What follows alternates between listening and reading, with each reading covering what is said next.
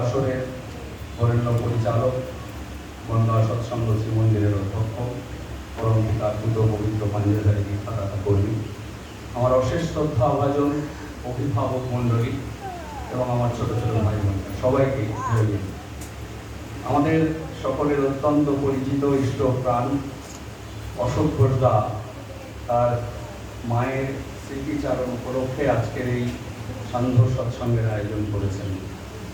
ঠাকুর বলেছিলেন, মাতৃভক্তি অটুট যত, সেই ছেলে হয় কৃতিতত। তো এই বিষয়টা আমাদের যেটা বোঝার, সেটা হচ্ছে কৃতিত্বকে আমরা কোন দিক থেকে নির্বাচন করব। আমরা আমাদের বাঙালি সমাজে কৃতি সন্তানের অভাব নেই।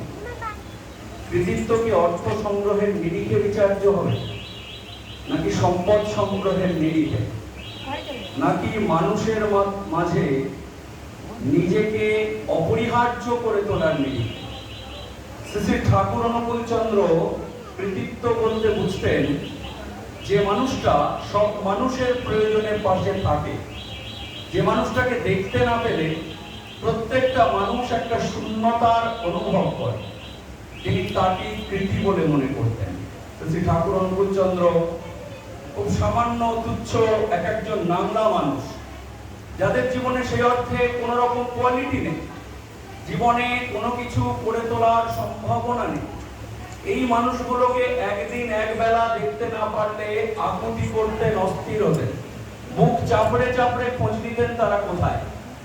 বাস্তবে আমার ঠাকুরকে নিয়ে চলার এই সামান্য যে একটু পরিসর, সেখানে দাঁড়িয়ে ঠাকুরের বাণী মিথ্যা হতে পারে না।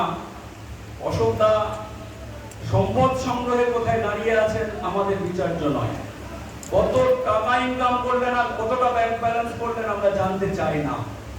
শ্রী ঠাকুরের নির্দেশিত পথে আমাদের কাছে তিনি কৃতি মানুষ, যাকে আমরা প্রত্যেক মুহূর্তে না দেখলে মিস করি। তিনি এতটা অপরিহার্য, এতটা প্রয়োজনীয় আমাদের সৎসঙ্গীদের কাছে। অশোকদা কৃতি সন্তান হয়েছেন, তার মায়ের ইচ্ছায় তিনি পৃথিবীতে এসেছেন, মায়ের শিক্ষায় পূর্ণ হয়েছেন, এটাই তার জীবনের বড় প্রাপ্তি। ঠাকুর বললেন, অর্থ মান যশ ইত্যাদি পাওয়ার আশায় আমাকে ঠাকুর সাজিয়ে ভক্ত হয়ে না। তিনি শুধু অকাতরে প্রেম বিতরণ করেছেন। আমরা দেখছিলাম সেদিনকে যে একেবারে প্রথম যুগ হিমায়তপুর, সেখানে দাঁড়িয়ে যখন সৎসঙ্গ আন্দোলন বিকশিত হচ্ছে, চোর ডাকাত গুন্ডা বদমাইশ দরিদ্র শ্রেণীভেদে বর্ণভেদে মানুষ সৎসঙ্গে আসছে, ঠাকুরের জীবনের আদর্শের সঙ্গে নিজেকে মেলাতে চেষ্টা করছে। সেই যুগে দাঁড়িয়ে ইলেকট্রিক পাখা চলছে হিমায়তপুরে, সেই যুগে দাঁড়িয়ে বিশ্ববিজ্ঞান কেন্দ্র তৈরি হচ্ছে, এক একটা সমবায় প্রথার মাধ্যমে প্রত্যেক পরিবারকে স্বনির্ভর করে তোলার চাষবাস শেখানো হচ্ছে। আর ওই গ্রামটার উন্নতির সাথে সাথে পারিপার্শ্বিক গ্রাম, পারিপার্শ্বিক মানুষ, সমাজ, পরিবেশ সব কিন্তু উন্নত হচ্ছে। শ্রী ঠাকুর অনুকূল চন্দ্রের দিব্য প্রভাবে একটা গণ্ডগ্রাম প্রত্যন্ত অঞ্চল সভ্যতার আলোয় আলোকিত হয়ে উঠছে। কিন্তু সব সময় বিরোধিতা ছিল, আছে, থাকবে। ওখানেও কিছু মানুষের চোখ কাটালো, চক্ষুশূল হলো সৎসঙ্গ। শ্রী ঠাকুর চক্ষুশূল হয়ে গেলেন, বিভিন্ন ভাবে সৎসঙ্গের ক্ষতি করার চেষ্টা করতে লাগলো। ওখানকার মানুষ, ওখানকার কতিপয় দুষ্কৃতকারী, তপবন স্কুলের এক ছাত্র শরৎদার বাড়িতে তার খাবার ব্যবস্থা হয়েছে, দরিদ্র ঘরের ছেলে, মা দুবেলা খাবার দিতে পারেন না। ঠাকুরের কাছে গিয়ে বলেছেন, রইল ছেলে, আপনি মানুষ করুন। তপবন বিদ্যালয়ের সেই ছাত্র পুনরো সৎসঙ্গের ইতিহাসে প্রথমবারের জন্য রাতে শরৎদার বাড়ি থেকে যখন উঠে আসছেন,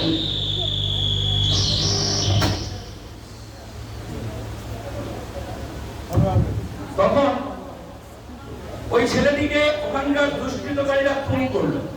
রাতে খেয়ে এসে যখন আশ্রমে ফিরছে, তাকে খুন হতে হলো।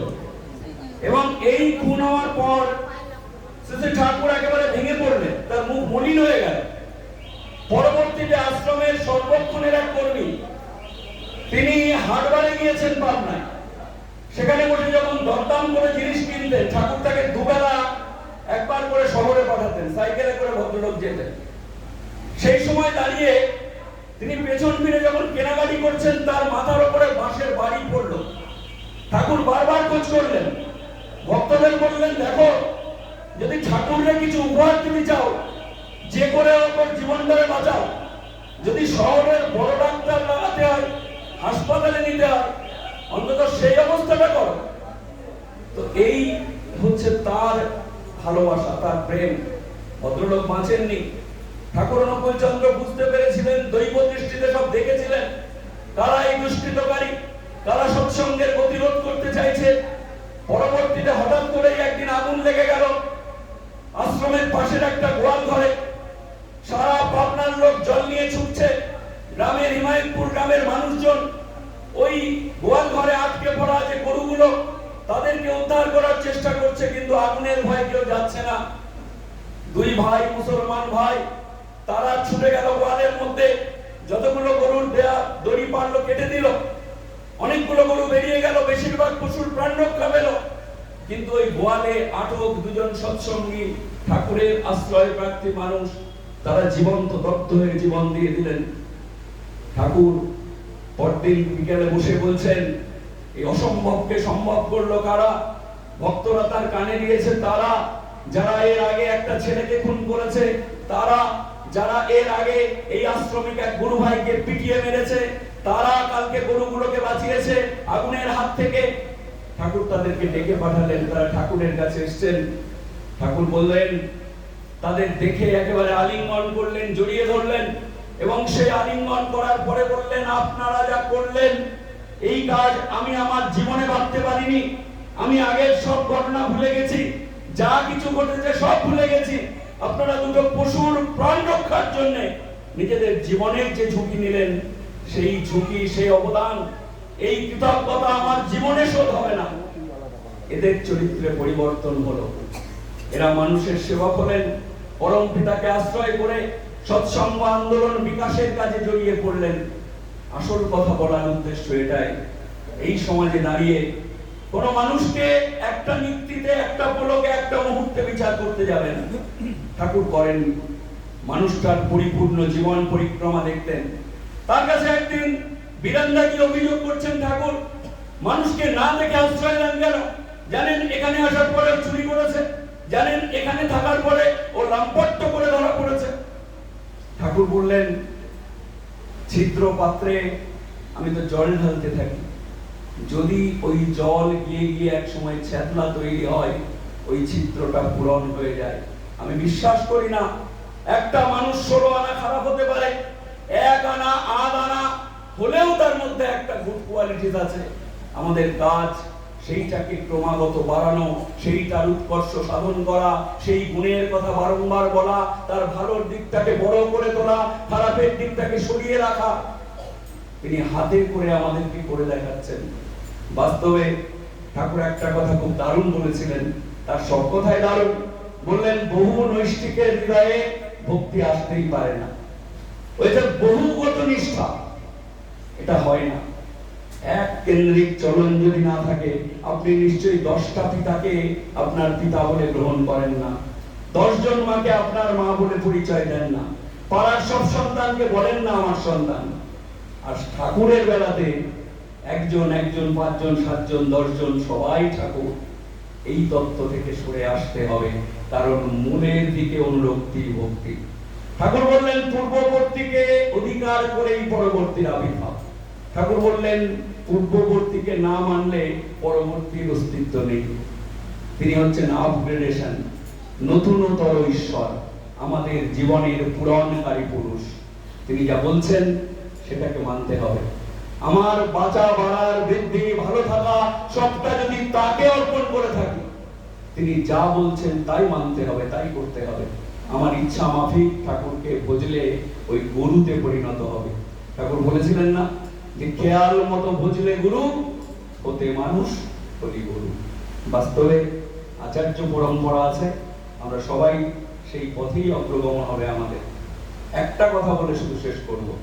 ঠাকুরের জন্মদিবস আমরা মহাসমারোহে শেষ করেছিলাম, একেবারে আনন্দ উল্লাসে পরিপূর্ণ হয়ে, আড়ম্বর যতটা করা যায় সব করেছে। দেওঘরে আচার্যদেব সেদিন যেটা করেছেন সেটা হচ্ছে প্রায় 10 লক্ষাধিক টাকা খরচে একটা মোবাইল ব্লাড ডোনেশন বাস উপহার দিয়েছেন দেওঘর সৎসঙ্গ এইমসকে। না কোনো প্রচারে আসেনি, কোনো মিডিয়াতে আসেনি। আমরা কয়েকজন গুরু ভাইয়ের একটা বিশেষ উদ্যোগের প্রচারে দেখতে পেলাম। সেখানে পরিষ্কার করে লেখা যে এই ভ্যানটি for peoples, use for peoples, সৎসঙ্গীদের জন্য না, মানুষের জন্য। পরিবেশের এই সেবার আদর্শ তিনি দেখাচ্ছেন। তাই তিনি আচার্যদেব ঠাকুর বলতেন, প্রত্যেকটা মানুষের প্রয়োজনে সৎসঙ্গীরা যেদিন দাঁড়াতে পারবে, সেদিন এই মানুষ গড়ার যে প্রক্রিয়া সেটা সম্পূর্ণ হবে। আমরা সবাই যেন তাই হতে পারি, আচার্যদেবের অনুসরণে সবাই মানুষের পাশে দাঁড়াতে পারি। সবাই ভালো থাকবেন। জয় গুরু।